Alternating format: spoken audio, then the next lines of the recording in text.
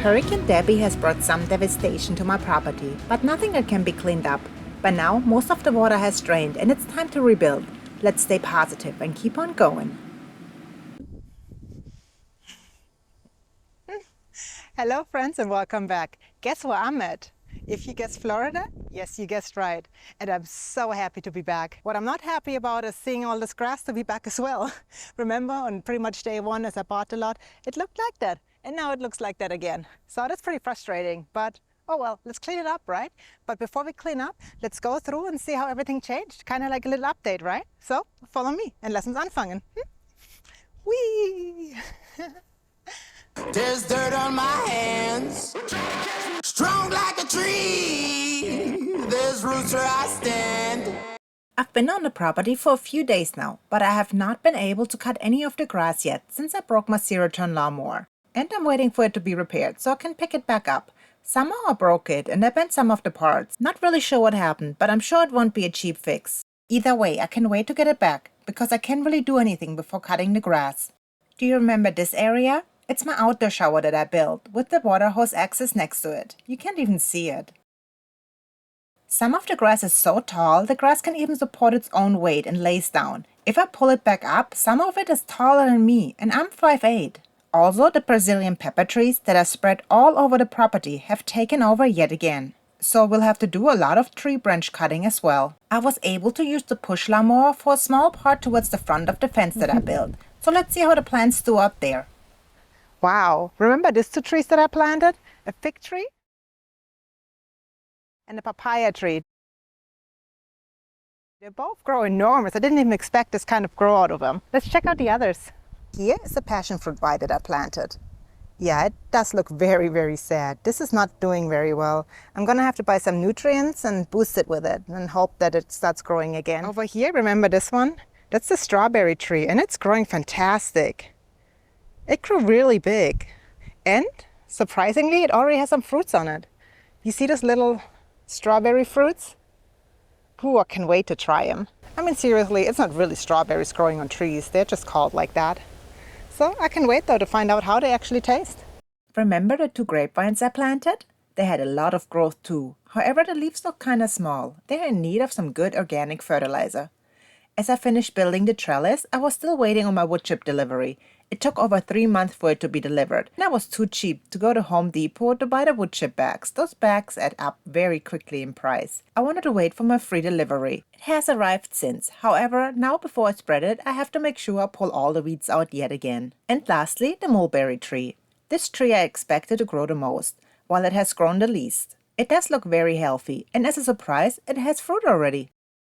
And the frog sitting on the leaf right next to the fruit. Yes, we do have a lot of frogs here. Now let's check out the fence garden area. Remember as I built this fenced-in garden? It's looking really sad now. It's gonna be a lot of work to get this property back to how it used to look. But I'm up for the task. The fence area is completely overgrown. However, looking at the wood, it's in very good shape. No bowing, no cracks. All the screws are in place and holding the wood as supposed to. And keep in mind, I did have flooding due to Hurricane Debby. So this wood sat in standing water for at least a week. Holy moly. So we have the cowpeas that are growing very well. There's a bunch of ripe ones on here. Isn't it awesome if you just put some seeds in the ground somewhere and you come back 2 months later and you actually have vegetables to eat? It's pretty great. All right, let's take this one. Let's have a look inside. I grow cowpeas mainly for the purpose of a cover crop to fix the nitrogen value of the soil. I do eat them too, but most of the seeds I keep for the next season. Oh, my bushes are still alive too. Blueberries. More blueberries. Oh, what is this? Oh, that's my lemon tree.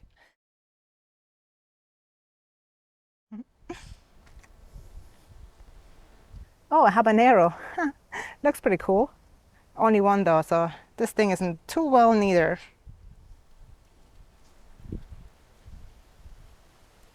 Everything here is still underwater. I think a few more days and it should dry out, hopefully.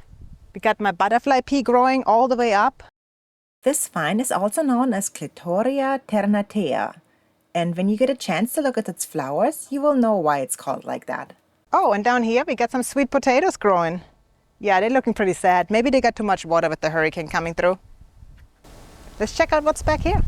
The water was about ankle deep. There's still a bunch of water over here and then here, but it has drained a lot. Here we got that still standing, looking beautiful. My patio that I built. Absolutely gorgeous. And then those two planter boxes, if you remember. Even though it rained a lot, there is no standing water in the self-watering pots. They drained like intended, and actually they drained even better than the raised garden beds. If you don't remember how they drain, here's a quick reminder. I built in those spouts that will drain the reservoir when the water level gets too high. And not only did the planters drain very well, also the plants that are growing in those planters grow much better than in the ones in the raised bed or the ones that I planted directly into the soil. The Florida cranberry grew twice as high as compared to the ones that I planted directly into the ground. This is a passion fruit vine, and it grew enormous compared to the one that I planted directly into the raised bed. The self-watering planter always makes sure it provides the right amount of water to the plant, providing the perfect growing condition. Here's a quick look at my banana tree. And now let's work our way back to the front. In case you're wondering why there is a tarp over the soil, this is a technique to kill the grass and weeds underneath it. And as you can see, it did not work 100%, but in the middle it did a pretty good job. It's supposed to solarize the soil and kill the weeds underneath it. Here's an area of grass underneath that was extremely stubborn and will not die. Oh wow, my guava tree actually grew. Laying down, but it made it. Oh no, the branch is broken, but there is a guava on the broken branch. That's upsetting.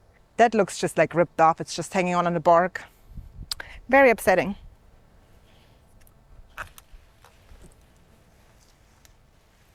It's crazy to just leave a pot somewhere for 2 months without watering or anything, and you come back and the trees are not dead. They're actually twice the size. That's what I love about Florida. Well, the grass does the same though, so that's not what I love so much, but the trees are amazing. Sorry, but the trees are amazing. All right, here we got an apple tree. You can actually grow apples in Florida. Just a few varieties with low chill hours, but you can grow them. Ooh. Gee, that scared me. Yeah, this is not doing so well though. This is not doing well at all. Yeah, I don't know what to do with it. I might have to just relocate that. Yeah, don't ever pick him up like I just did. Not good. Woo-hoo-hoo. Well, I can wait to actually plant those trees and then harvest the fruits. Yeah, that's the well house. It still looks good from here. It's standing, right? But yeah, totally overgrown. I'm gonna have to rip down those vines. Yeah, I don't even remember this one here. Can't recognize it. Pretty bad. Here is my composters. Yeah, you can get to it and they do look good from here. I don't think anything is wrong there. However, they did darken quite a lot, especially on the front side. Yeah, it just looks more mature, I'd say. Now, there's one area on this property that I actually had someone take care of and check in occasionally, and those are the bees. They're just too valuable for me to just let them go and not check on them. Now, I haven't opened those hives in about 2 months now, and I can wait to open them again. Do they have any honey for me yet? Well, let's just find out, right? Let's change out the outfit to be better prepared for those bees.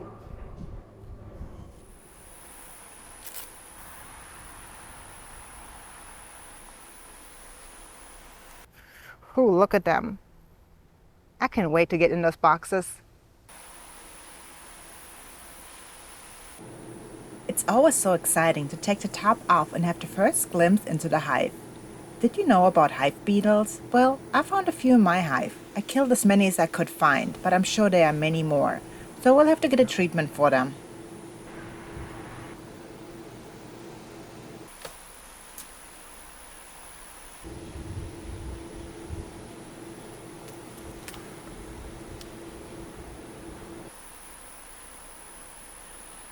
Here I am, like always, trying to find the queen. I did find small new larvae, so I'm sure there is a queen inside, but I just can't find her. Here's a close-up of some of the frames. A lot of the honey is already capped.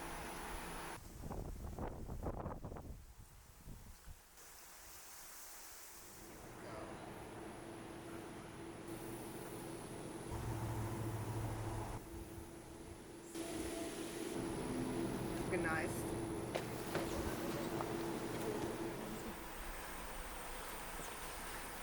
I did end up taking one of the frames that had no larva and fully capped honey, and I extracted it. I do not have an extractor just yet, so I'm doing it by hand. First, I scraped the honey and the wax off the frame. I separated the honey from the wax with a strainer. Then I took the honey and ran it through a cheesecloth to take off any other impurities left. Once the honey was clear, I filled it into glasses. Guess how many glasses I was able to fill, just with this one frame. I ended up with 5 full glasses, each about 150 milliliters. The one in the back, I ate that. And we are fertig! Thank you so much for watching my update and having interest in my farm. If you can, please join my Patreon for additional content that helps me create more videos for YouTube. See you next Friday. Tschüss!